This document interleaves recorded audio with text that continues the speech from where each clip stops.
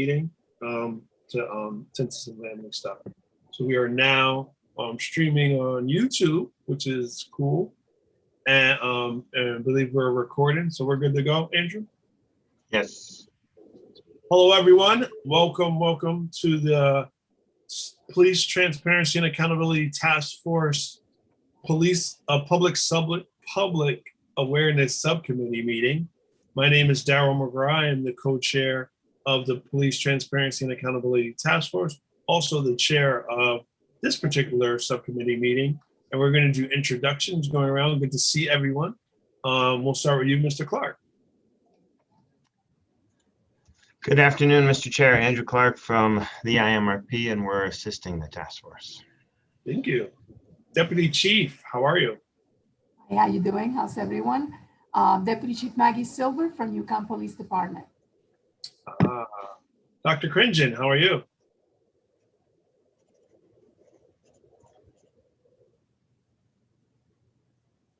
Dr. Cringen, you remind me of people that are in church when they walk up, they walk through with their finger up. I don't know what that means, but they do it. I'm so sorry. The mute button is hidden if I actually keep you on the camera side. I'm doing well, and at University of New Haven as well as Austin Police Department, but working with Andrew on the recommendations for this project. Good. Thank you for coming. Awesome work you've done. I actually got to read it and it was really cool. I really appreciate that. If I didn't get a chance to tell you, I'm telling you now, it's great. Thank you. Richard, how are you, sir? Good, thank you. I'm Richard Frieder from Everyday Democracy. Awesome. Nana, are you there?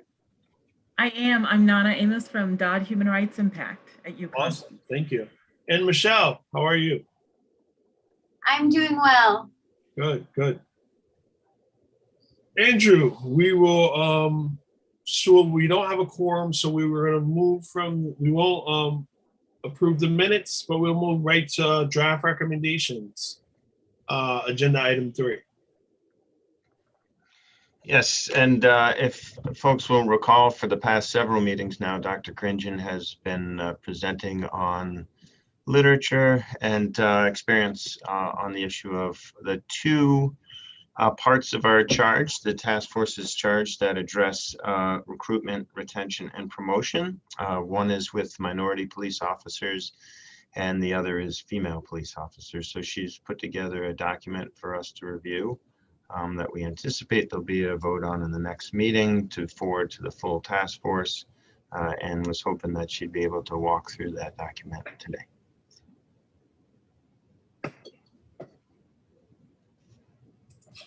Okay, great. I think I figured out my technology. Good to see everyone. I'm going to go ahead and share. You should have the document in front of you. So maybe instead of going but I'll go ahead and share the screen regardless. So let me go ahead and do that.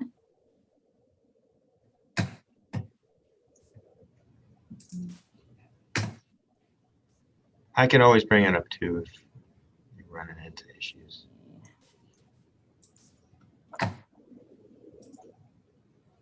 There we go. We should have it in front of us now. And so some of this is language that you've seen previously. However, what I did, because I believe that we should move towards being evidence-based, or at least having some sort of research that supports our decision-making, is I went through and I cited in sort of footnote format, all of the references, right? So that you could use a Google Scholar to just find them. And then I'll add an actual references page to all of these as well. So you can figure out where are the facts coming from.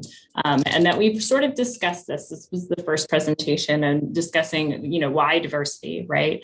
And, why does diversity matters. And then the second page of the document is one that you've seen as well to a certain degree, related to thinking about recruiting, hiring, training. And then what I think is among the more important is for the bigger recommendations is this idea of strategic initiatives, right? And thinking about data, but also thinking about these various sort of centers. So to sort of frame where I think we should potentially consider going, as a state, as BJA recently put out a solicitation for this idea of a law enforcement learning lab, right? And, you know, this speaks to the idea that there is no national standard on a lot of these issues, right? Related to diversity, related to even recruiting and hiring. And so there's a lack of knowledge onto how to think about that. Right. And so while we may not be positioned necessarily to become the learning lab that, you know, under the BJA solicitation, I think this does speak to modeling maybe other states who have more sort of robust policing dialogues that are central to the state, right? And so you'll see in the recommendations, and you know, like I said, I have the citations for a lot of these things, is that there's a lot of things that we can think about doing at the state level, and that often we've thought about, you know, this as each agency having to deal with how to tackle issues surrounding diversity and hiring, but really just thinking of it in a siloed approach. So I think that on the state level, since we have the unique privilege of being in this environment to talk about how do we do this, right? And a bigger, you know, kind of manner, is that we have to think about this as structural, right? And so in the end, when we think about this, recruiting has to be sort of a leadership role of thinking about how to have an active program, right, related to recruiting law enforcement within the state, and looking at some of the things that can change perceptions on what we believe a police officer can do and what a police officer looks like, right? Often, you know, still when we see, despite everything that's gone on in the last, you know, 2 years that really has started to shift this idea of policing reform, we sometimes still see the same billboards, right? We still see the same way in which we market this idea and who an officer is, maybe even still dealing with physical fitness, right, over the ability to communicate. And that in the way that we market, and I know that I talked about this in the first presentation, is sort of the way that we then say, this is a career that you want to do, right? And that I think that the state can actually influence, right, that idea. And I brought up some of the Lino studies about, hey, not just thinking about service, but also thinking about, is this a challenge, right? And that in those randomized control trials, you were actually able to move individuals into applying from community or individuals of color and women from those groups that are usually less likely to apply, that they were more likely to apply as a result, right? And so those are sort of, and it's a very broad recommendation, but most of the time, one of the things that I really want us to think about is, what do we as a state want to tackle out of these sort of smaller recommendations? So these are the ones that I've been more working off that have been very action item-y to a certain degree. I don't think action item-y is a word, but have an action item, and that the rest of these are sort of the why, right, and the how. And in hiring, this one is something that, because this is my area where I've done a lot of disparate impact analysis, that I think is really, really important, because we tend to do this idea of disparate impact analysis by utilizing the same standards that we've used for approximately 30 years and saying, if you make it across these barriers, then you become a police officer, without actually thinking, does that predict the best officer, right?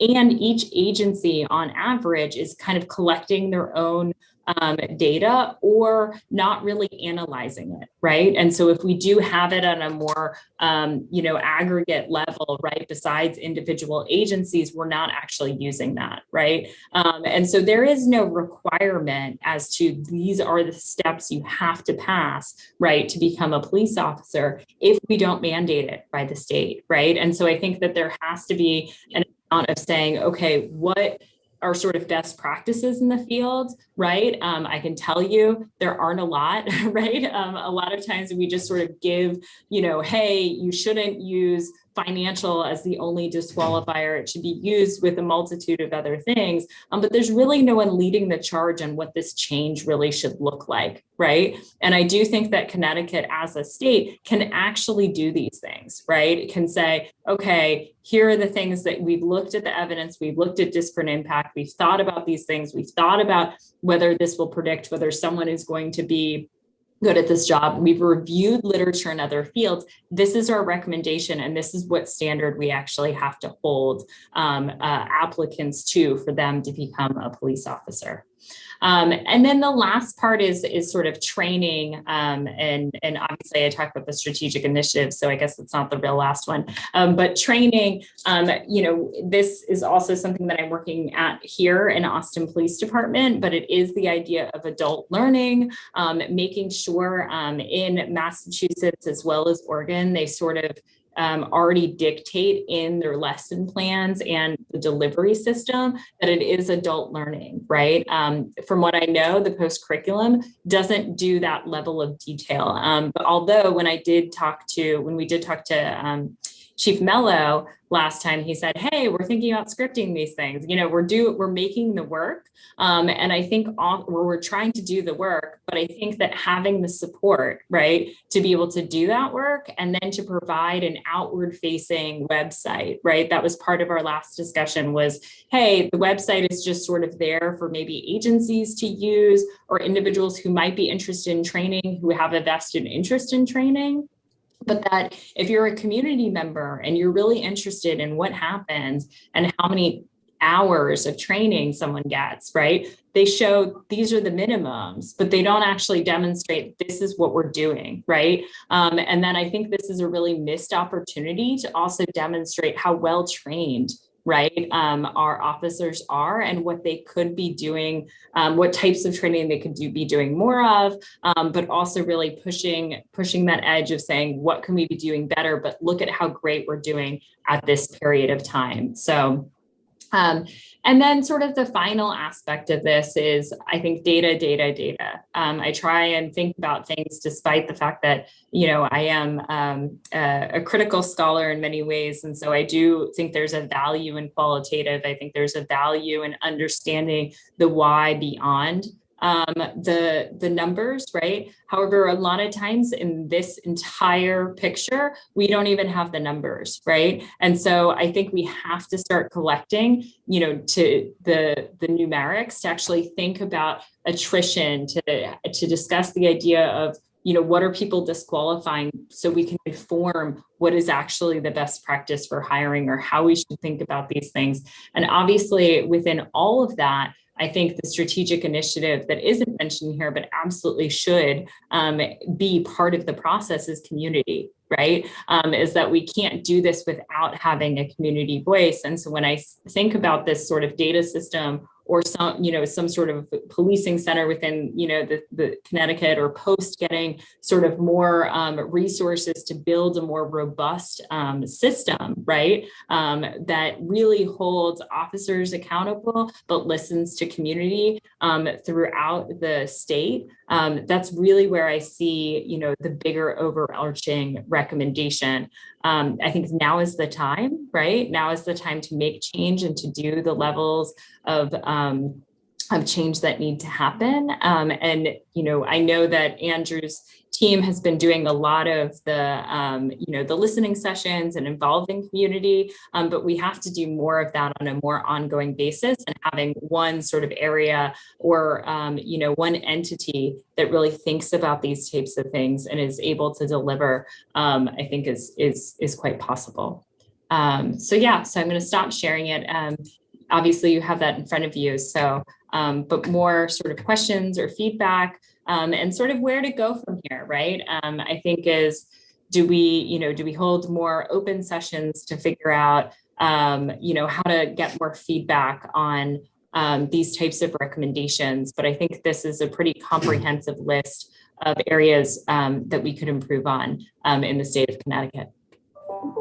Great, thank you. And Chair McGraw had to step away, so he asked that I lead the meeting until he hopefully will be able to get back by the end. But So I'll just open it up to any questions. I know I have a few, but I want to wait and see if anybody else has anything. And that's literally anyone. You don't have to be a specific member. So if anyone has any feedback or thoughts.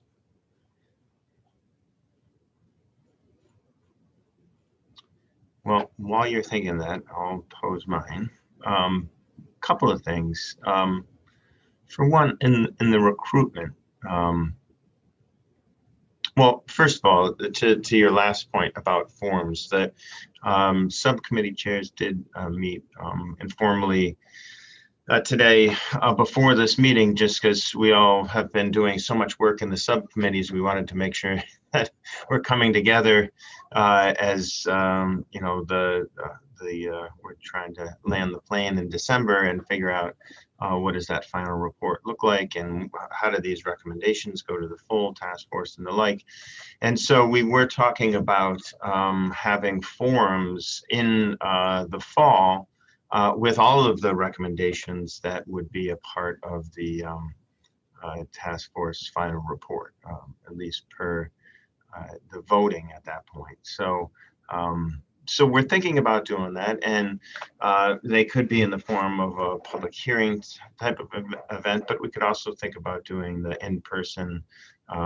We can maybe bring in some experts or local folks, or not to say they can't be one and the same, but to more, you know, flesh out some of these things, and you know, one of those could maybe be representation from women and minorities in law enforcement, because we do want to engage the public as much as possible in this process. So we do have that as a pin to be discussing for the fall, but it doesn't mean that we can't necessarily do things ahead of time. And I know we had a separate conversation, Daryl and I, with Everyday Democracy about maybe some dialogues, and the same with University of New Haven. But before that, just back to the document, on the issue of recruiting, and one of the things that I've been wondering about is, because it's happening in the justice system, and it has been over this last multiple years, and that's language. And I know, you know, it went from someone being in who had been in prison as an ex-convict, formerly incarcerated, returning citizen, it all reflecting a changing view of looking at the issue, and really being, I think, more empathetic to individuals. And so when I think about recruiting, I think about, for the most part, police are referred to as police or law enforcement. And I do know that they also can be referred to writ large as peace officers. And the difference between law enforcement and promoting the peace is a language issue, but I just wonder, has that been discussed at all in the recruiting element of things, and in this kind of larger conversation about culture change, which obviously would happen if you go from a predominantly white male-dominant organizations to more diverse organizations? Yeah, so I would say none of the research that I've looked at, and so, you know, Andrew, you might have just written yourself into another study, but I do think that it is an important distinction, right, on how we talk about what the job is, right, and what the primary responsibilities are, right, and that, you know, the only thing that I'm always sometimes hesitant, yet I feel conflicted on it, is the idea of the euphemism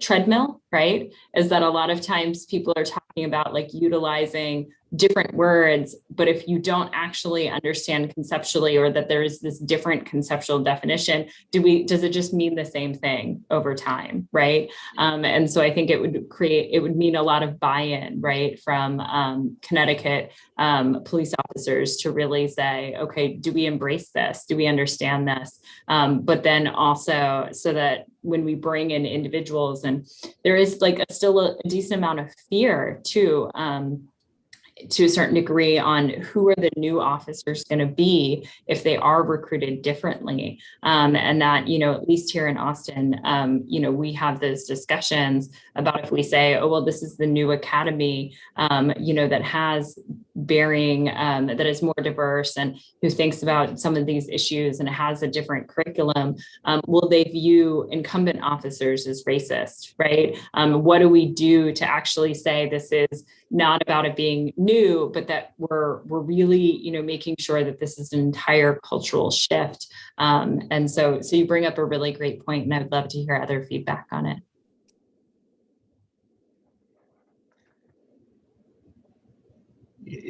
I'll just follow up on that.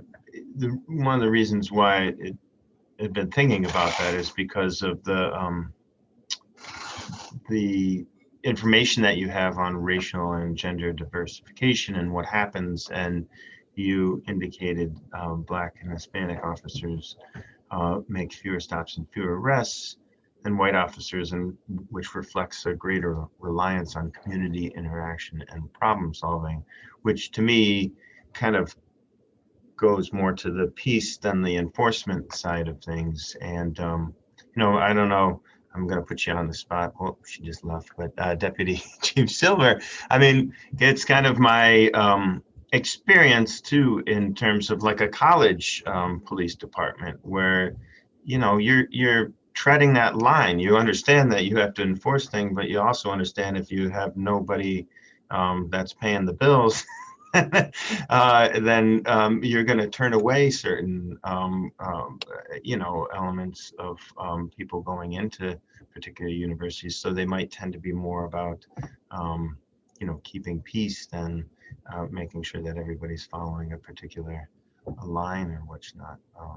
But anyway, it seemed to me, and it's fascinating though what you're saying about the officers that are incumbent, and whether or not they would have an issue with new people coming in, and vice versa. So I wondered to agree that there's been I'm not looking to write any more studies. It's not really what I'm doing, but like, what are the people that currently are in departments? What do they think about this diversification? Is it an open arm, or is there some resistance to it? And if so, is there something that needs to be done on that end to maybe see if there could be less resistance?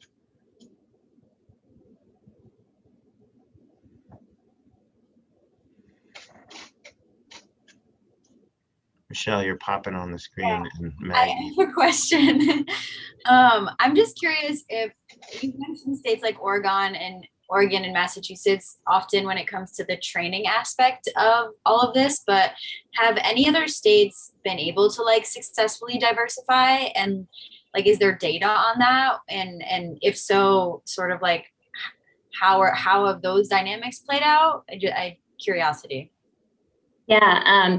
So in terms of statewide data, I would have to pull the latest LEMIS, which is not very late, right? I think it's 2016. So all the surveys on those things are usually lagging. However, we do have some departments, and my area is women in policing, and so I'll talk about gender because that's what I know off the top of my head. Is so for example, Madison, Wisconsin, right, has the highest percentage. I think they're at 25 or 28%. They've been there for a long period of time, and it's very chief driven, right? It's something that they know. They market and recruit women. It is something that is part of the agency, right? And so much so that when there's an assistant chief that I've done a couple webinars with out of Madison, that sometimes when I talk to her about varying dynamics in other agencies that I research,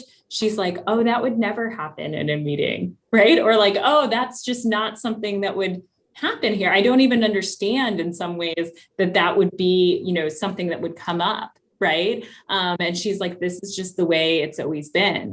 But they do have, they do embrace a lot of the adult learning models. Granted, their academy classes are much smaller in size.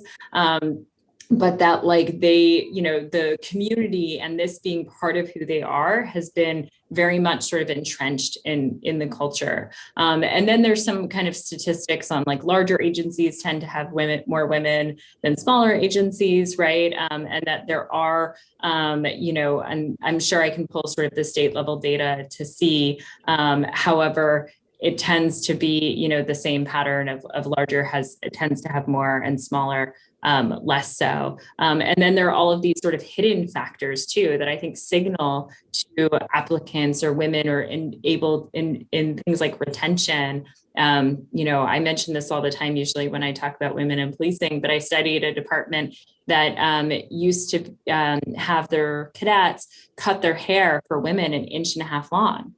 And I remember when I asked them, I said, why do you do this? And they were like, we've always done it this way. And then like all of the background investigators, all the recruiters, all of the incumbent officers were like, get rid of the haircut policy. We're at 9% women. Like they'll just go to Dallas or they'll just go to Austin. They'll go somewhere else, like, but they won't come here because women don't want to cut their hair. Right. And so, those are some of the things that I think agencies do, right, where they keep maybe policies. And I remember the lieutenant out of recruiting, when I told him, hey, I did this as my finding, I did survey, it all concludes this is no good for increasing women in policing. He looked at me and he goes, oh, Anne, I would have never known. And I'm like, LT, I don't blame you, but you're also white and bald, right?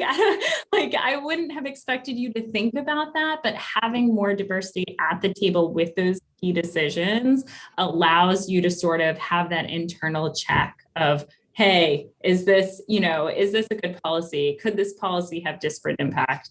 And so I think a lot of times when I work with agencies who have had those sort of dynamics, they're able to say, yes, we value it. We understand why diversity is important because this allows us to think about these things in different ways. But sort of the short of it is, we have some models, but even then, it's kind of unknown, or it ebbs and flows, right? I remember working with New Haven, and they said they had a really high percentage of women post-consent decree, right? And that it's sort of dropped since then, which demonstrates, right, that like there's something going on there. And so I think a lot of times we have to think about it at the state level and then also think about it at the local level to really think about those things. I'm going to jump in because the hair thing resonates, because sometimes, it's not just, about policy. And unfortunately on this job, a lot of people just say, they hide behind policy. Well, that's not our policy, but it might be the procedure behind the scenes. And what I mean by that is, I've been a cop for 25 years. When I joined the academy, my hair was down to my waist. It's almost there again, but not quite. There was no policy that I needed to cut my hair. However, I cut my hair because everyone that spoke with me said they're gonna make you make sure that your hair is above the collar. Therefore, you're gonna get in a lot of trouble anytime one hair strand is below your collar, and you're not allowed any hair products in the academy because God forbid you act like a female. So if you have hairspray or anything else, you're gonna get in trouble. So although it wasn't policy, my life was gonna be a lot harder and a lot more difficult if I just didn't go and chop it off. So I went and chopped, I got one of those haircuts where it was above the collar in the back and a little longer in the front. But it's one of those things that we talk about policy, but there's so many ways sometimes to divert and get what you want, but still say, we don't have a policy on that, which frustrates. I think for me, and I think for other females, it's difficult to, you join the police force, but now there's an expectation to bring your female qualities, but still look like a man, and I would agree that, having loop earrings is not a way to go on the street, but if I want to have studs earrings, it shouldn't be a problem, and that's my own philosophy. Because when you are trying to connect with people, you want to look like people. That's why I don't have a problem with tattoos, because tattoos are not what it used to be 20 years ago. Now it's a form of expression. And if somebody wants to express themselves it's a way to connect with different community members, but yet we don't have a policy, but there's hidden procedures behind it. Yeah, no, that's a great point. I also, when I became a police officer, cut my hair despite not having a haircut policy. And so there are all of these ways, that informal social control that sort of tells you what you should be doing to, and I have a discussion, I'm out here at the police academy right now, and I'm about to meet with their learned skills unit. And I tell them all the time, all the things I say have to come from you. Right? Because the guys that do jujitsu out here, they're the best, right? Like, they're the ones that every cadet listens to. They're the ones that everyone idolizes out here. And so if they philosophically are on the same page of me and they can have these discussions, it comes from a different place, right? And I think that speaks to, over in Madison, right? Is that if it's coming from above and it's being reinforced at every level that this is valuable, it just becomes part of your culture, right? And that if we can say, hey, and notice the ways in which you are asking people to not be an individual or to not, and that we tend to see those things, I hate to say it, but we support them when they're really masculine. Like we have a great beard policy here. Right. And I'm like, really, I think it's good. We know that individuality clearly, is benefiting men in certain policies. But, have we thought about the earring policy? Have we thought about whether we still have in the hair policy that it has to be a natural color? Makeup policies a big one. It's like, if you don't want someone that looks like they're going up pageant type of contest, but you also want someone to, if they want to be feminine, be feminine. And I think that sometimes this job can strip being feminine away and discourages women from joining. I mean, I had a conversation with a couple of female recruits the other day, and they were talking about that they had to go to court for a walkthrough, and they were told to work, to wear professional clothing, but no makeup. Don't wear any makeup.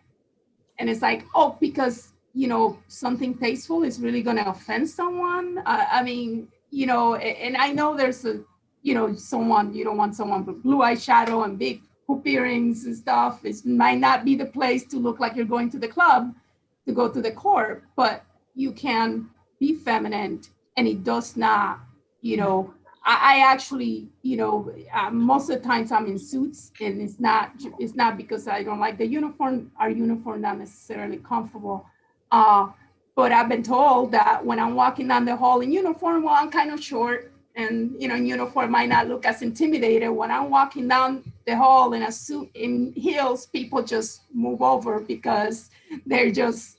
So it's not about presence, whether you have makeup or you have long hair, short hair. But a lot of those things discourage women from joining because they feel like they have to check, if they're feminine, they have to check that on the door before they walk in, and they don't want to. And it's really hard because when they are on the street, that might connect them, with the public, and not just with other females, but with other people in general. It makes me wonder, because I've done a fair bit of traveling overseas, and I see much more female officers, in particular in Europe. I think the presence of a gun also makes a difference. That's just my opinion. But it also makes me think of like our work in racial profiling, where you don't see the disparity on the other side of things. You don't see overly represented white individuals pulled over, aside from, at least initially, cell phones. But it just, you talked about Madison and about the culture, that just the fundamental kind of shift that has there, but that still seems to me to be nothing close to representative of the full community that's being served. So it would make me wonder, like, what happens if someone some town decided they want to be overrepresented, what would happen then? Because, you know, was a representation means something. It means who's writing the rules, who's doing the procedures, who's doing all of that. You know, again, I'll do kind of make a comparison to the work in that we've been doing in prison reform. You know, we've been very punishment minded in our justice system for a lot of years now. Some would argue, you know, just historically, a lot can point to the war on drugs and tough on crime and things like that. But in terms of, you have a Department of Correction, again, that's a word, that's a phrase that's used to describe something. And yet a lot of people will say, well, that's not really what's happening there.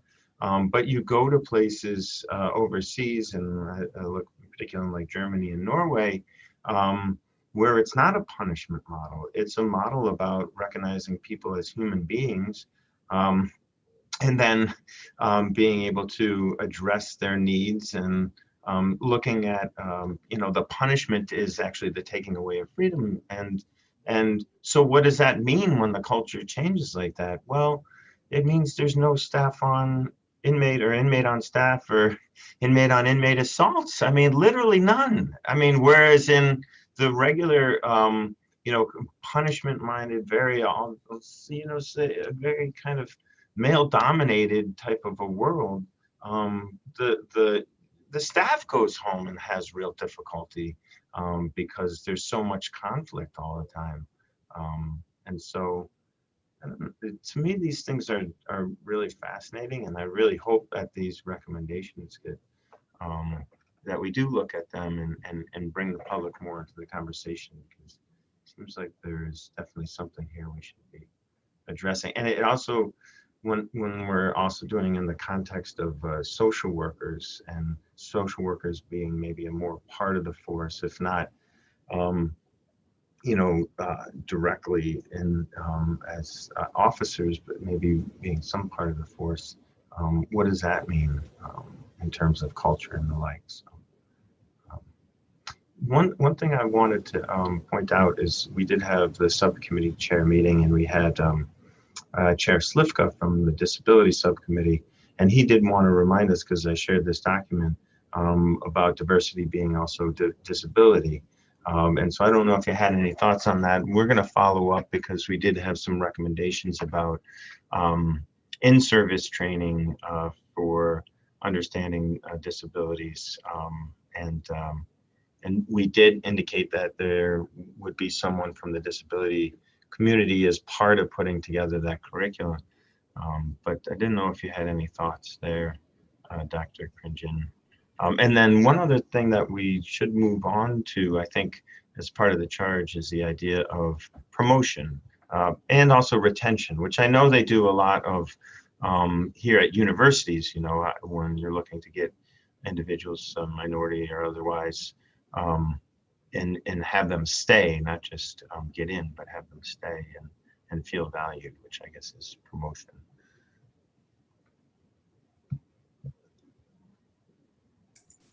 Yeah, okay, great. I've just put that on my list. Hard part with promotion and retention, and I think it's I'll have to think about the recommendation, is that one, it's the testing itself, but then also goes back to, you know, what I know best. For women, they're actually less likely to put themselves up for promotion because of going back to shift work, right? Or going back to midnights, right? So a lot of times we see the clustering and maybe a detective position versus, you know, going to sergeant or lieutenant.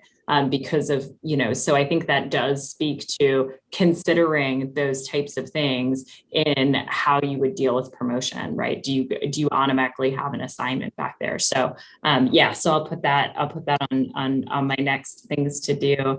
And the question about disability, it's one that I would say, you're right, I need to explore more, because I also wonder how much, you know, for example, here, you know, we make accommodations, right, for individuals who might have who need an accommodation on the testing purposes, but also maybe some of our standards, right, on what, you know, you need to be able to do related to policing, when's the last time that we've even revisited them?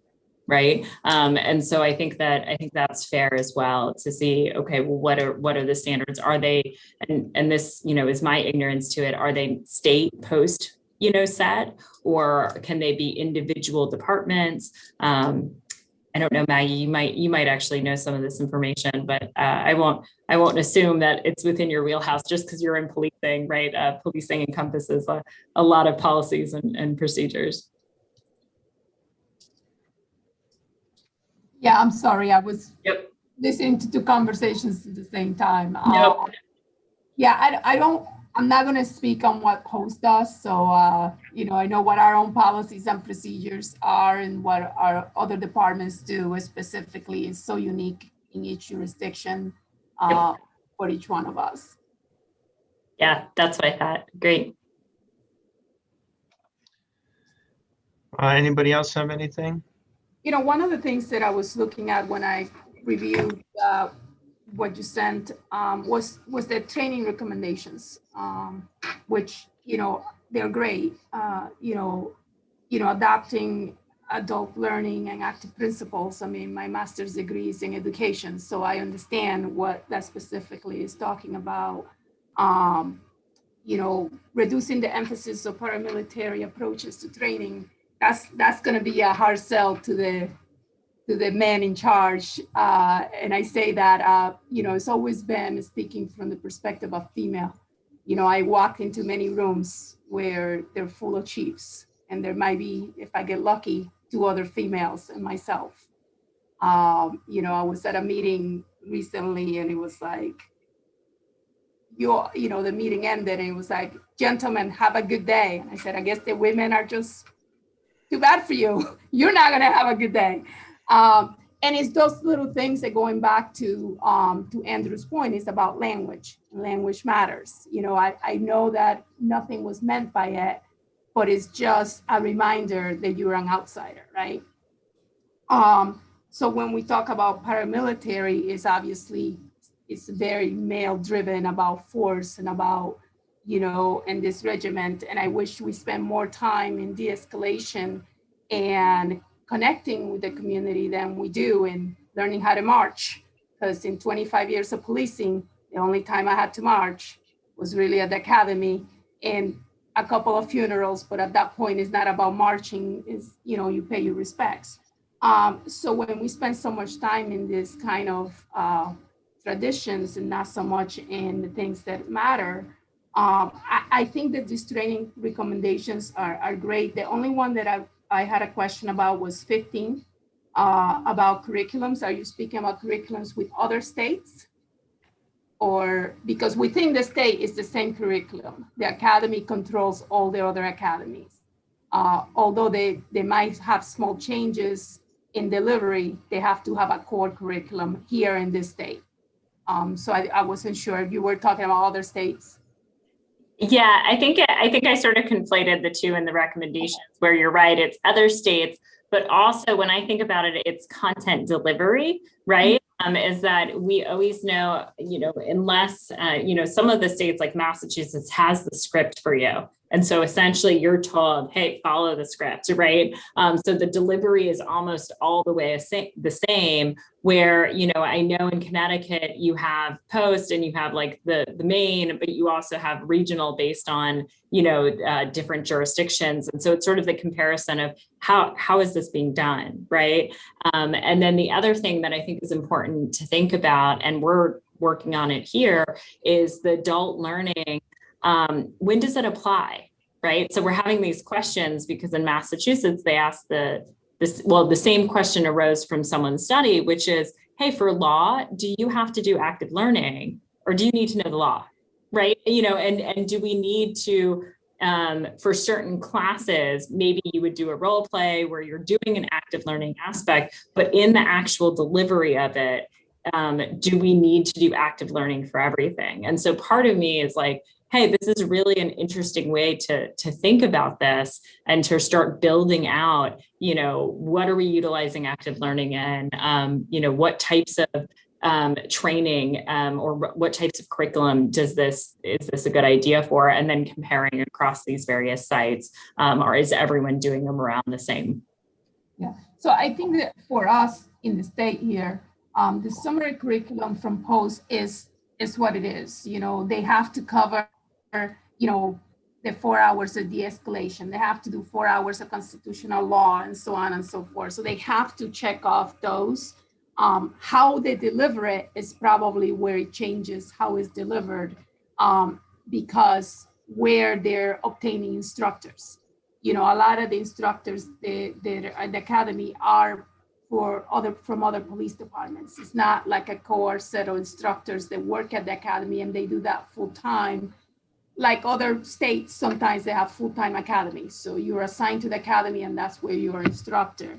So I think the delivery changes. I think it's vital that we look at that expansion of adult active learning and active learning in general, as to, you know, especially for the police academy, you know, who is teaching these classes, who is connecting, and what are we focusing on? And I would believe that for me, you know, I don't know if you ever done this anywhere, but is to begin surveying some anonymous surveys of exiting academy classes. The academy does their own surveys, but I think that for us to survey, and, you know, the class right now is something that I kind of spoke with Daryl a little bit, because it's a class right now that is going to be graduating in July, and it's 90 individuals. They have participated in Zoom class as well as, you know, in-person classes. And it would be unique to hear what their take is in their learning, but also to start monitoring how the person feels about how they're walking out of there, and what their connection is to the community when they're walking out of the academy. And if that connection was different, then, you know, had their attitude improve or not improve about their community, you know, and it's one of those things that I think we need to look at the post and after, as to where their mindset is. Are they coming more, you know, they got before a panel of interview, and most of them, I bet you, without me being there, said they want to protect and serve. They want to serve their community.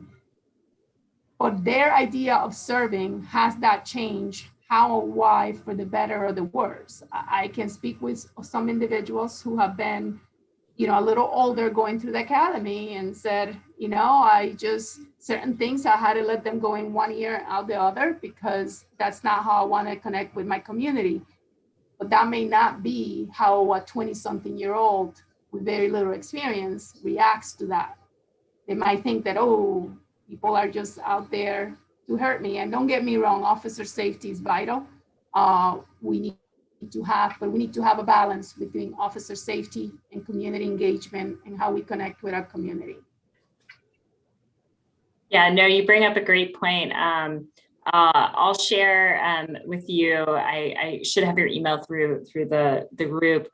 We are doing a pre-post of those same things here in Austin, because we want to know, we made all these changes. How do our cadets feel about the community, right? You know, does that change over time? Another thing that I think Post could consider, because we have our state license here in Texas, although in no way do I say that they're doing the best job in this, but they actually require for each class that gets this TCOL credit that you do an evaluation form, right? And it doesn't have to be the evaluation form that they give. It just has to be an evaluation that everyone scans in and sends off to TCOL. It drives me a little nuts, because quite frankly, you can't do the data analysis unless you have someone manually input everything, which means that no agency ever does their own analysis, right? Except for this academy, because I'm, you know, forcing someone to actually do the data entry for it. But it speaks to that exact thing, right? Which is like, what was the delivery? How are we evaluating who's doing it? And if you don't actually have anyone fill that out and then look at them, you don't know if you should keep someone or not, right? And you've mentioned a couple of times in your comments, like this idea of like a hidden curriculum, right? Or like this hidden messaging that's sort of sent to you through other means, and how you deliver the content on, let's say, ethics, or how you deliver the content. It might be written out in front of you, but the story that you tell sometimes inadvertently will reinforce something that you don't, an us versus them message, right? And so I often tell my officers here, like, pick something that's a really great news story, right? Like where you can know all of the facts instead of an anecdote, right? That you remember from 15 years ago. Because if you are asked to explain some concept, like think out each one of your examples so that you know all of the details, so that you don't accidentally say something, right, that is just because you were scrambling to find something, right? And so they've done that, and they've been a lot more comfortable, I think, being behind the podium and engaging, because they're like, oh, I remember this story, oh, I remember this court case, oh, I remember this thing, and it just comes naturally because they've practiced so much with knowing those examples. So yeah, you bring up a lot of really great points, but I think the evaluation part is key, because we can change all the curriculum, right? But if we don't actually know who's standing in front of the cadets and training, and that's in service as well as, cadet recruit training. Has any police training agency allowed members of the public to audit classes like you would at a university or otherwise? No, not that I know of. I'm sure, I could ask Sue Rohr, right? Like on the Washington State side, if she has had anyone do that. But yeah, no, I think that's also another aspect. Like, we have cameras in here now, right? Because our evaluator is zooming in, or teamsing in to be able to watch some of the classes live. Right. I don't think it's a bad thing for transparency. Would I want our instructors to do it for every single course? No. But, would we do it for one course that community has a particular interest in? Right. So that they can give feedback. Baltimore also does a really great job of getting community feedback on curriculum. So they'll actually open it up and send it out to the public for public commentary, right? For certain courses or curriculum, so that, community can see, like, what do officers learn, that are serving. Seems to me that might be an area to take a look at, just because my experience too is, again, working in prison reform, you can have administrators saying a lot of different things, and yet it's only really recently I became aware, this wasn't firsthand, that people going through training are still being told, I forget, it has something to do with a duck or something, but it's like you have to watch out for the person that's going to completely manipulate you. And, it's a way of talking about who you're dealing with. Verbal judo. Yeah. Verbal judo. I can't. But yeah, there are three. I know this, Andrew, because I had to argue why we should no longer teach verbal judo. There are three types of people you will encounter: the good, the bad, and the sneaky. And that is actually in the curriculum. And everyone was like, what do you mean, Anne? We've been doing verbal judo for 20 years. I was like, no, maybe you're just dealing with people, right? Like, they don't have to be good, bad, or sneaky. Yeah. So it makes me think that if that can go on as long as the same people are teaching the training, and it's still that kind of not very transparent interaction that's occurring.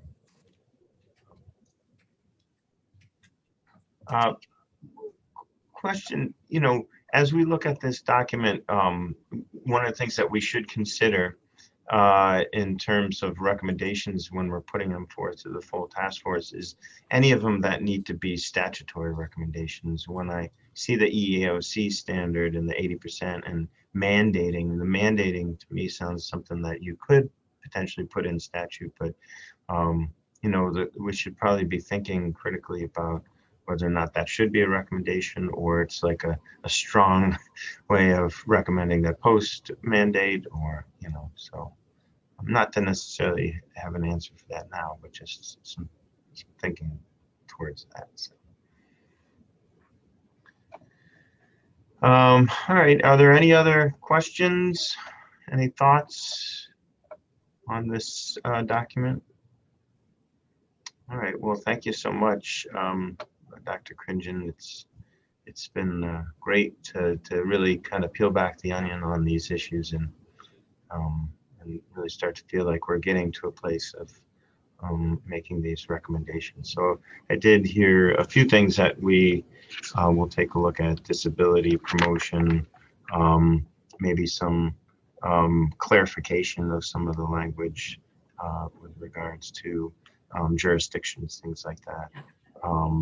So I don't know if it's something that maybe we can do some retweaking of this or tweaking of it, and then prior to our next meeting, sharing that so that we can actually hopefully have a quorum and vote. All right, so I guess I'll go to the next agenda item unless anybody has anything, and that's other business. Now, other business can be anything, but we're talking about, by Dr. Cringen, dialogues and forums. I think at this point, Richard, I don't know if you had any thoughts on that. I know we did meet with Everyday Democracy. We have some kind of ideas on how to potentially move forward. I had a conversation with the University of New Haven because we do, our institute does have some funds available to it from the Hartford Foundation that we got like in the throes of COVID. But because of some administrative things we're working on, it may make sense to kind of tap into those funds later on in the summer, maybe early fall. And those were dealing with youth and maybe following up on the whole issue of SROs and youth and their perceptions. But Richard, do you want to provide any information or thoughts that you had on dialogues? Well, not a lot, but I mean, there's not many of us here, but just to let Maggie and Michelle know that Andrew and Daryl and a few of us from Everyday Democracy met about 2 weeks ago and talked about the idea of doing community dialogues. And I think everybody agrees it's a great way to follow up on the listening sessions. And there are some pretty major questions about the design of the dialogues. And they're all questions that can be answered. We just need to sit down and work through them, and having to do with things like, well, what would the theme be? What would the focus of the dialogues be? What would the geography be? Would it be virtual or online or both? By geography, I mean, well, would it be in one city, or would it be across the state, regionally, or some other geography? I think something that everybody agreed on was that they've got to have impact. They have to be action-oriented in some way. You can have wonderful community dialogues that are not specifically oriented towards action, or you can design them in such a way that they are. And I think everybody in the meeting felt that it's important that whatever dialogues we do have impact and lead to action of some kind. So Martha McCoy, the executive director of Everyday Democracy, since that meeting, I know has touched base with a couple of foundations to find some money. I think that's the key issue at this point, is to find some resources to allow us all to work on designing and going ahead and implementing dialogues. She is away this week. She'll be back a week from today. And I know we exchanged emails. She said, as soon as I get back, let's sit down and talk about this. And we should have heard back from these one or two foundations by then, not with any kind of answer, but with a response to, are you interested in talking? So that's what I would say by way of update. There's a lot of interest, and I think we can find a way to make it happen, and we're working on it. Okay, great, thanks. Yeah, and so just unless anybody else has anything to add, I think we just go to the next agenda item, which is the date and time of the next meeting. And my guess is I was communicating in the chat with the chair, McGraw. Hopefully his daughter is okay, but about reaching out to members, because, you know, we did want to keep the meetings going because there's a lot of these things that are getting really detailed at this point, and it's tough to go a couple months and, you know, coming back and thinking about picking up where you left off. But, you know, it's also true that people have vacation schedules, and so what we're looking at is the last Tuesday in each month. So that would be the July 27th and August 31st, still at 1 p.m. But just put a pin in that. We may reach out and see if those dates actually work for people. So hopefully we'll have a quorum at the next meeting. I'll miss you on the next meeting then, but we'll catch up. Would you be able to do the week before that, or? The week before, yes. I'm not Okay. actually on vacation. My family's coming to be on vacation on my time. So I'm going to be playing tour guide. All right. Well, Maggie, we can't miss you, so I'll suggest another date to the chair then. All right. Well, unless anybody else has anything, thank you all so much, and have a great rest of your June and 4th. And I would like to say just one thing, as I noticed as I left my neighborhood in Hartford, just in the past, you know, couple of days, I've seen multiple fire trucks and police responding in the middle of all of this heat, most likely to heat-related issues. And you know, we have these conversations about policing and how to be transparent and accountable, and, you know, hopefully helping the profession. But I do want to, you know, recognize that they're appreciated as well. Not as well, but just they're appreciated. The things that you do, Maggie, and the folks on the force. You know, it's hot out there, and you put yourself in these situations. So just wanted to end with that. So, and I'm sure come the 4th of July, it'll get a little crazy too. So. All right. Well, everyone, stay cool, and we'll see you all in July. Take care. Bye. Thanks.